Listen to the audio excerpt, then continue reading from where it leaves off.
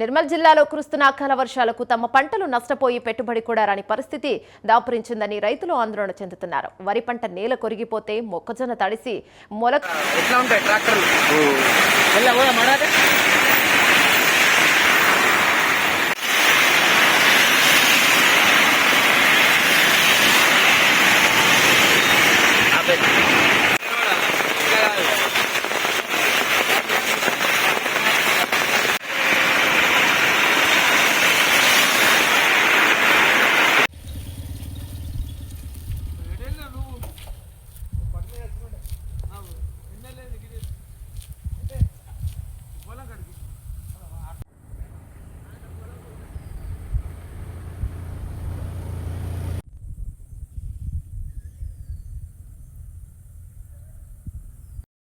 మామిడ మండల్ పోతారం గ్రామం నుంచి రైతులు మాట్లాడడం జరుగుతుంది.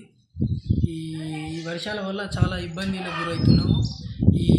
మొన్న మక్క పంట అట్లా నష్టపోయినాము. ఈ అనుకోకుండా రావడం వల్ల వర్షాలు ఇప్పుడు వరి చేతకు వచ్చింది. ఈ వరిధాన్యం కూడా నాని వరదల అంగడం జరుగుతుంది. ఈ వరిధాన్యం కూడా ఖరాబ్ అవుతుంది. అట్లా మక్క పంట నష్టపోయినాం. ఇప్పుడు వరిధాన్యం కూడా నష్టపోవడం జరుగుతుంది. ఎలాగైనా ప్రభుత్వం మనల్ని ఆదుకోవాలని విన్నపం చేస్తున్నాం రైతులం.